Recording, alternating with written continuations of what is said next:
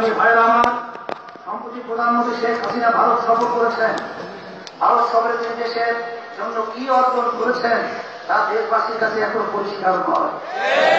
বহুকাঙ্ক্ষিত তিস্তার পানি বাংলাদেশ পায়নি তা তিনি নিজেও বলেছেন, কিন্তু ভারতকে তিনি কি দিয়ে এসেছেন তা তিনি বলেননি। ভারতের সঙ্গে অত্যন্ত স্পর্শকাতর প্রতিরক্ষার সমঝোতার বিষয়ে কি আছে দেশবাসীরা জানতে চায়। এ নিয়ে লুকোচুরি করার পরিণতি ভালো হবে না। সীমান্ত হত্যা বন্ধে কার্যকরী কোন সিদ্ধান্ত আদায়ও প্রধানমন্ত্রী ব্যর্থ হয়েছে। সংগ্রামী ভাইয়েরা আমার, আমরা দেশের মানুষের শান্তি চাই, জনগণের জীবনের নিরাপত্তা চাই, ন্যায় বিচার সুশাসনের ইচ্ছা চাই। কোন সভ্য দেশের বিচার বহির্ভূত হত্যাকাণ্ড চলতে পারে না। বাংলাদেশের মানুষ খুন করা ও মানুষকে হয়রানি করা ইসলাম সমর্থন করে না। ইসলামের নামে সন্ত্রাসী আইন বহির্ভূত জঙ্গিবাদী কাজ যারা করে তাদের সাথে ইসলামের কোন সম্পর্ক নেই।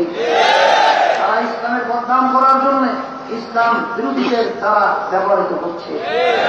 সংগ্রামী ভাইয়েরা আমার, ইসলামী আন্দোলন বাংলাদেশ নিয়মতান্ত্রিক শান্তিপূর্ণ রাজনীতি বিশ্বাসী। জাতীয় রাজনীতিতে আমরা উন্নত পরিবর্তন চাই। বর্তমান ক্ষমতাসীনরা 2014 সালের 5 জানুয়ারি ভোটারবিহীন একটি একদলীয় প্রশাসন নির্বাচনের মাধ্যমে ক্ষমতায় এসেছে। তাদের প্রতি জনগণের বৈধ কোন সমর্থন নাই। আগামী জাতীয় প্রশাসনের নির্বাচন আমরা চাই না। তাই ক্ষমতাসীনদের প্রতি আমাদের অনুরোধ, আগামী জাতীয় নির্বাচনের জন্য সবার কাছে গ্রহণযোগ্য পরিবেশ তৈরি করুন। ভাই আমার, আজ দেশে তথাকথিত প্রগতির নামে অপসংস্কৃতি সয়লাভ চলছে। এই অপসংস্কৃতি আগ্রাসনের জাতীয় চরিত্র ধ্বংসের তার প্রান্তে উপনীত। দেশে অবাধে ইয়াবা সহ মাদক দ্রব্য অনুপ্রবেশ ব্যাপক হারে বৃদ্ধি পেয়েছে। অপসংস্কৃত মাদকের আগ্রাসন থেকে জাতিকে রক্ষা করা সরকারের দায়িত্ব। সরকার যদি এই দায়িত্ব পালনে ব্যর্থ হয় তাহলে এর মাসুল শুধু সরকারকেই নয়, সমগ্র জাতিকে দিতে হবে। এই আগ্রাসন মোকাবেলায় সরকার ও দেশবাসীকে আহ্বান জানাচ্ছি। ভাইয়ের আমার, পবিত্র রমজান মাস সন্নিকটে, অতএব সরকারের প্রতি আমি অনুরোধ করব, দ্রব্যমূল্য নিয়ন্ত্রণে রাখুন। গ্যাস, বিদ্যুৎ, পানির দাম বাড়ানোর চেষ্টা করবেন না। প্রশাসনের লোকজনকে বলব, মানুষের প্রতি দরদি হন, কাউকে অতটা হয়রানি করবেন না।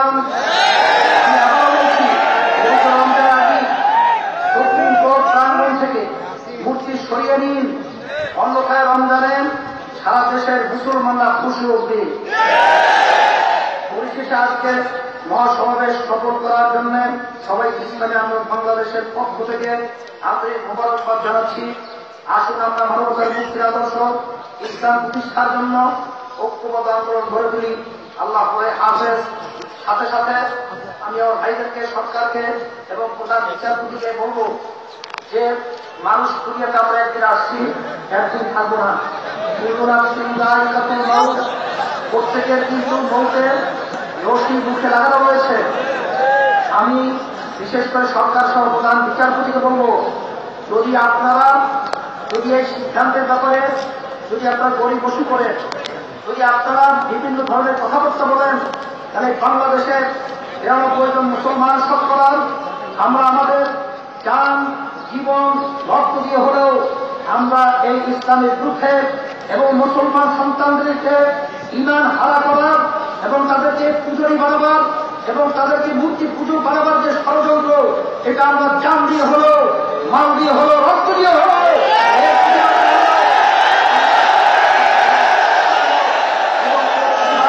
আমরা করেই যাব।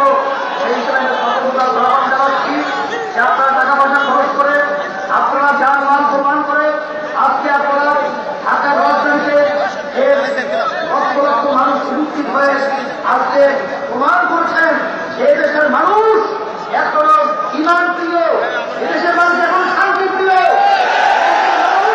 এখন ইসলাম এবং ঈমানকে তাদের জানের চেয়েও বেশি মহব্বত করে।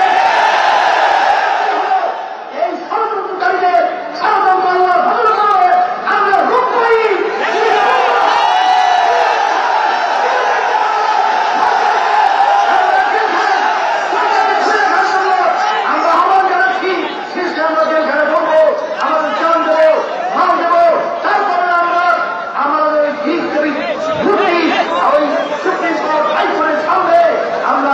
চাই না।